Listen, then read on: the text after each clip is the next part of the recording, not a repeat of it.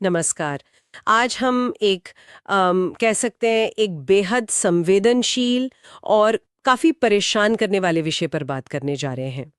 हमारे पास एक YouTube video का ट्रांसक्रिप्ट है जिसमें एक स्थानीय निवासी हैं जिन्होंने अपने छोटे से गांव में पिछले करीब 1.5 साल में जो दुखद घटनाएं घटी हैं, उनकी एक श्रृंखला का आंखों देखा हाल बताया है। हाँ, और ये बहुत महत्वपूर्ण स्रोत है क्योंकि ये सीधे उसी समुदाय के किसी व्यक्ति का नजरिया है। बिल्कुल। और ये गांव जैसा कि वर्णन में बताया गया है, बहुत ही छोटा है। मतलब मुश्किल से 15-20 घर होंगे और आबादी भी शायद 200-250 लोगों की। तो जाहिर है जब ऐसी कोई घटना होती है तो उसका असर पूरे समुदाय पर बहुत गहरा पड़ता है। ये सिर्फ मौतों की गिनती नहीं है। सही बात है। ये उस डर, उस सदमे और उस अनिश्चितता का भी आईना है जो वहां के लोग शायद महसूस कर रहे हैं। तो हमारा मकसद यही है कि इस पूरे वृत्तांत को समझें जैसा नैरेटर ने बताया है, और ये देखें कि ये छोटा सा समुदाय इन त्रासदियों पर कैसे, मतलब क्या प्रतिक्रिया दे रहा है, वो इसका क्या मतलब निकाल रहे हैं। चलिए इसको थोड़ा विस्तार से समझते हैं। और इस पूरे विवरण में जो बात फौरन ध्यान खींचती है वो है इन घटनाओं का एक खास समय से जुड़ना। नैरेटर बार बार इस बात का जिक्र करते हैं कि ये सिलसिला पिछले साल अप्रैल 2024 में गांव के राम मंदिर में मूर्ति स्थापना के बाद ही शुरू हुआ है। तो ये देखना अहम होगा कि वर्णन में इन घटनाओं और मंदिर स्थापना के बीच क्या क्या रिश्ता देखा जा रहा है या गांव वाले इसे कैसे महसूस कर रहे हैं। हाँ, ये समय वाला एंगल काफी महत्वपूर्ण लगता है इसमें। कहानी की शुरुआत भी जैसा वर्णन में है, मूर्ति स्थापना समारोह के दौरान हुई पहली दुखद घटना से ही होती है। गांव के एक व्यक्ति थे जिनके बारे में बताया गया है कि वो पहले काफी धार्मिक किस्म के थे, ईश्वर भक्त, भजन कीर्तन में लगे रहने वाले। लेकिन पिछले 2-3 सालों से उनकी मानसिक स्थिति में कुछ बदलाव आ गया था। वर्णन के हिसाब से गांव वालों को ऐसा लगने लगा था कि उन पर कोई बाहरी शक्ति है, कोई भूत प्रेत का साया है। उनका बर्ताव बदल गया था, वो लोगों से कट से गए थे, अकेले रहते थे, ज्यादा बात नहीं करते थे। हालांकि ये भी साफ बताया गया है कि वो हिंसक नहीं थे, किसी से मारपीट वगैरह नहीं करते थे। ये दिलचस्प है कि व्यवहार में बदलाव को फौरन एक अलौकिक नजरिए से देखा गया। अक्सर ऐसा होता है छोटे घनिष्ठ समुदायों में, जहां शायद मानसिक स्वास्थ्य की जो जटिलताएं हैं उनके बारे में उतनी जागरूकता या संसाधन नहीं होते। तो असामान्य व्यवहार को समझाने के लिए ऐसी व्याख्याएं जैसे ऊपरी हवा या बुरी नजर ज्यादा सहज लगती हैं लोगों को। ये उस स्थिति को एक तरह का ढांचा दे देती हैं, चाहे वो डरावना ही क्यों ना हो। हाँ बिल्कुल। वर्णन में ये भी बताया गया है कि उन्हें कई जगह इलाज के लिए ले जाया गया, शायद झाड़ फूंक करने वालों के पास भी ले गए होंगे, पर कोई फायदा नहीं हुआ। फिर जब गांव में वो राम मंदिर की मूर्ति स्थापना का 7 दिन का कार्यक्रम चल रहा था, उसी के चौथे या 5वें दिन उन्होंने अपने ही घर में, जो मंदिर के बिल्कुल पास बताया गया है, फांसी लगाकर जान दे दी।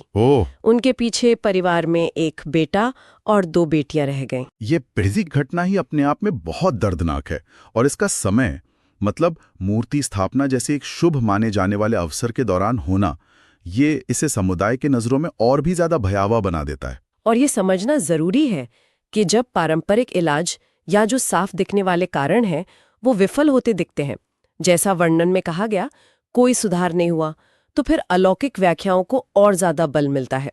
शायद ये एक तरह की जो बेबसी होती है उससे निपटने का एक तरीका भी हो। हाँ, और जैसा आपने कहा, समय रेखा महत्वपूर्ण है।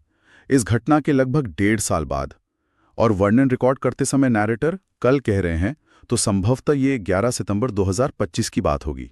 उसी व्यक्ति की बड़ी बेटी, जिसकी उम्र करीब 20 साल बताई गई है, उसने भी अपनी जान दे दी।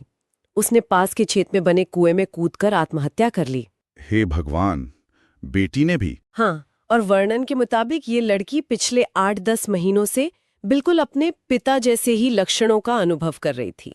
वही व्यवहार पैटर्न, चीखना, चिल्लाना, खाना पीना लगभग छोड़ देना, लोगों से पूरी तरह कट जाना। नैरेटर ये भी कहते हैं कि उसमें खुद को चोट पहुंचाने की प्रवृत्ति दिखने लगी थी। अच्छा। जिसे लोग फिर से वही आत्मा का करवाना मान रहे थे, वही बाहरी शक्ति का प्रभाव। पिता और बेटी दोनों में इतने मिलते जुलते लक्षण, और फिर समुदाय की तरफ से दोनों के लिए एक जैसी अलौकिक व्याख्या का सामने आना, ये काफी कुछ कहता है। ये दिखाता है कि शायद परिवार और समुदाय दोनों ही स्तरों पर इन घटनाओं को एक ही चश्मे से देखा जा रहा था, किसी बाहरी नकारात्मक शक्ति के हमले के तौर पर। यहाँ जो मनोवैज्ञानिक या चिकित्सकीय पहलू है वो शायद पूरी तरह से पीछे चला गया था या उसे नाकाफी माना गया। हाँ, वर्णन में ये भी बताया गया है कि इस लड़की को भी डॉक्टरों के पास ले जाया गया था और साथ ही तांत्रिकों और मंत्र तंत्र करने वालों को भी दिखाया गया। लेकिन फिर वही बात दोहराई गई, कोई लाभ नहीं हुआ। और फिर कल दोपहर करीब 1 बजे वो घर से निकली, पास के खेत में जो कुआं है उसकी तरफ भागी और उसमें छलांग लगा दी। नैरेटर की आवाज में इस घटना का जिक्र करते हुए वो गहरा सदमा साफ महसूस होता है। यहाँ में सिर्फ व्यक्तिगत त्राजिनी नहीं दिख रही है, बल्कि एक तरह की सामूहिक लाचारी भी नजर आती है। जब चिकित्सा और पारंपरिक उपचार दोनों ही नाकाम होते दिखते हैं, तो समुदाय के पास शायद डर और अलौकिक व्याख्याओं के सिवा कुछ खास बचता नहीं है। और ये सोचना कि एक ही शक्ति पहले पिता और फिर बेटी को निशाना बना रही है, ये डर को और भी घना कर देता है। ये वाकई बहुत दुखद है। और नैरेटर हमें बताते हैं कि ये सिलसिला यहीं तक नहीं रुका है। इन 2 मौतों से करीब 1.5-2 महीने पहले गांव की एक और युवा लड़की, जिसकी उम्र 27-28 साल थी, उसने भी आत्महत्या कर ली थी। एक और दी गई है, वो मामले को और भी ज्यादा पेचीदा बनाती है। उसकी शादी को सिर्फ 2-3 महीने ही हुए थे। वो पढ़ी लिखी थी, ग्रेजुएट थी। वर्णन के अनुसार वो परिवार में सबकी लाडली थी, उससे पूरी आजादी और प्यार मिला था। फिर भी उसने रात में फांसी लगा ली। ये घटना कई सवाल खड़े करती है ना। एक पढ़ी लिखी लड़की जिसका जीवन बाहर से देखने में सामान्य, शायद खुशहाल लग रहा हो, उसका ऐसा कदम उठाना, ये उन आम धारणाओं को भी चुनौती देता है कि आत्महत्या सिर्फ उन्हीं मामलों में होती है जहां परेशानियां साफ दिख रही हों। यहां जरूर कुछ अदृश्य दबाव या कोई अंदरूनी संघर्ष रहा होगा, जिसके बारे में शायद किसी को अंदाजा भी नहीं था। और इसमें एक और पहलू जुड़ता है। वर्णन के मुताबिक परिवार ने पहले बदनामी के डर से इसे हार्ट अटैक बताने की कोशिश की थी। बाद में असलियत सामने आई। अच्छा। नैरेटर खुद कहते हैं कि कोई यकीन ही नहीं कर पा रहा था कि वो लड़की ऐसा कर सकती है। ये सब के लिए एक बहुत बड़ा झटका था। परिवार का ये शुरुआती प्रयास सच्चाई को छुपाने का, यह हमारे समाज में आत्महत्या से जुड़े गहरे कलंक और शर्म को दिखाता है। दुख और शोक मनाने की जगह पहली चिंता अक्सर लोग क्या कहेंगे की हो जाती है। ये दिखाता है कि सामाजिक दबाव कितना भारी पड़ सकता है, यहां तक कि ऐसी दुखद घड़ी में भी। ये उस लड़की की कहानी में एक और परत जोड़ देता है। तो अब तक हमने 3 आत्महत्याओं की बात की, पिता, फिर उनकी बेटी और उनसे पहले एक और युवा शादीशुदा महिला। लेकिन वर्णन में एक और मौत का जिक्र भी है। इन आत्महत्याओं से कुछ समय पहले, करीब 3-4 महीने पहले, गांव के एक और व्यक्ति की मृत्यु हुई थी। ओह, एक और? हाँ, ये व्यक्ति जिनकी उम्र 40-42 साल बताई गई है, गांव में काफी मददगार और मिलनसार माने जाते थे। उनकी मृत्यु एक सड़क दुर्घटना में हुई।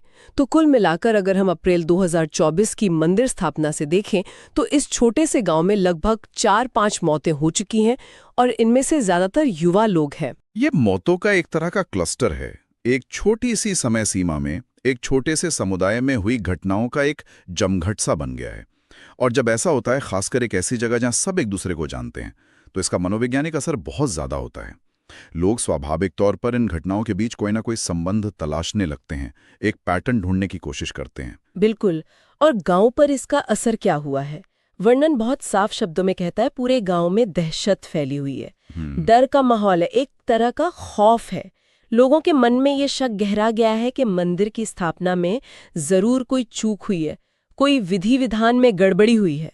हाँ, ये कनेक्शन बना रहे हैं वो। हाँ, वे इन सारी मौतों को किसी बुरी आत्मा या एक खास तरह के भूत, बिना सर के भूत के साये से जोड़कर देख रहे हैं।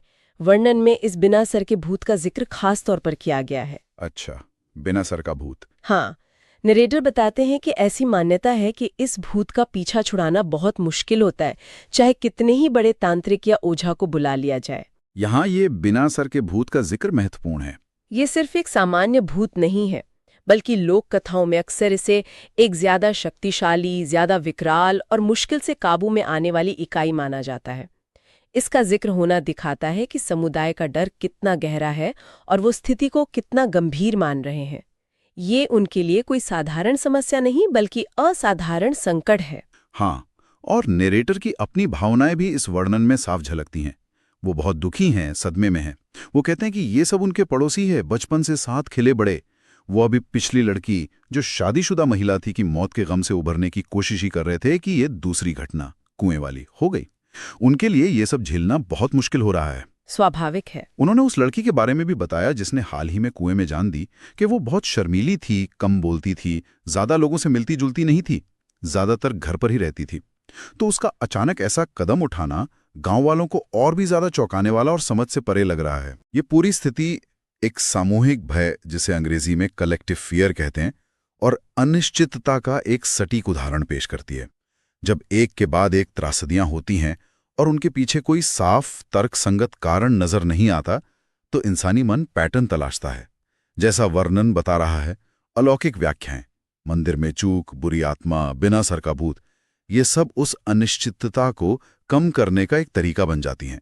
वे भले ही डरावनी हो, लेकिन वे घटनाओं को एक कारण देती हैं, एक ढांचा प्रदान करती हैं, जो शायद पूरी तरह से अनजान और बेमतलब होने से बेहतर लगता है। हाँ, और नैरेटर खुद इस कश्मकश को महसूस करते हैं। वो कहते हैं कि एक तरफ तो विज्ञान है जो इन चीजों, भूत प्रेत, बुरी आत्मा को नहीं मानता, लेकिन दूसरी तरफ जमीनी हकीकत है जहां लोग न सिर्फ इन पर विश्वास करते हैं बल्कि अपने जीवन के अनुभवों को इन्हीं के जरिए समझते भी हैं। बिल्कुल। वो इस आम धारणा का भी जिक्र करते हैं कि कम उम्र में हुई अप्राकृतिक मौतें जैसे आत्महत्या आत्माओं को भटका देती हैं और वे दूसरों को भी अपनी चपेट में ले सकती हैं, उन्हें नुकसान पहुंचा सकती हैं। ये विज्ञान और लोक विश्वास के बीच का वो जाना पहचाना तनाव है जो इस वर्णन में बहुत खुलकर सामने आ रहा है। नरेटर की बात से साफ है कि समुदाय के लिए ये घटनाएं महज संयोग या अलग अलग व्यक्तियों के मानसिक स्वास्थ्य के मुद्दे नहीं हैं। उनके लिए ये एक बड़ी, आपस में जुड़ी हुई और संभवतः अलौकिक कहानी का हिस्सा है। यहाँ विश्लेषण करते हुए ये समझना महत्वपूर्ण है कि हमारा काम उनके विश्वासों को सही या गलत ठहराना नहीं है। हाँ, बिल्कुल। बल्कि ये समझना है कि उनकी धारणा क्या है, वे इन घटनाओं का अर्थ कैसे बना रहे हैं, और ये धारणा उनके डर और व्यवहार को कैसे दिशा दे रही है। ये वर्णन हमें सीधे उस समुदाय के अंदरूनी डर और विश्वास प्रणाली की एक झलक दे रहा है। तो इस छोटे से गांव की ये कहानी, जैसा कि हमें इस YouTube ट्रांसक्रिप्ट से पता चलती है, कई स्तरों पर सोचने को मजबूर करती है।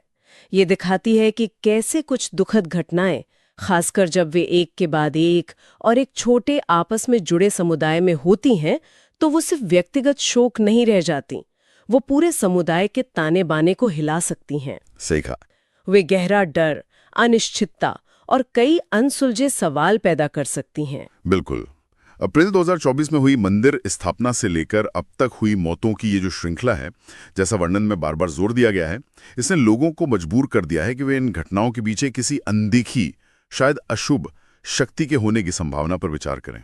ये महज घटनाओं का क्रम नहीं है, बल्कि ये मानवीय पीड़ा, गहरे भय और अर्थ की उस गहन तलाश का भी एक दस्तावेज है, जो ऐसी त्रासदियों के बाद स्वाभाविक रूप से उभरती है। चाहे व्याख्या अंत में अलौकिक हो या मनोवैज्ञानिक हो या फिर सामाजिक कारणों का कोई मिलाजुला नतीजा हो, इन घटनाओं का जो असर है उस छोटे से समुदाय पर, वो वास्तविक है, तात्कालिक है और बहुत गहरा है। यह हमें याद दिलाता है कि आंकड़ों और खबरों के पीछे हमेशा इंसानी कहानियां होती हैं, भावनाएं होती हैं और जटिल विश्वास प्रणालियां काम कर रही होती हैं। और वर्णन का जो नैरेटर है, वो अंत में सुनने वालों से भी उनकी राय पूछते हैं कि वे ऐसी बातों पर कितना यकीन करते हैं। क्या उन्होंने अपने आसपास ऐसा कुछ अनुभव किया है? ये सवाल हमें इस चर्चा के अंत में एक विचार के साथ छोड़ जाता है कि जब तर्क, विज्ञान और हमारी जो स्थापित समझ है वो किसी अभूतपूर्व दुख या हानि की व्याख्या करने में अपर्याप्त लगने लगती है, तो इंसान और समुदाय उस खालीपन को कैसे भरते हैं? वे उस असहनीय स्थिति का सामना करने और उसे समझने के लिए किन विश्वासों, किन कहानियों, किन रीतियों का सहारा लेते हैं? ये शायद मानव स्वभाव का एक बहुत ही बुनियादी पहलू है।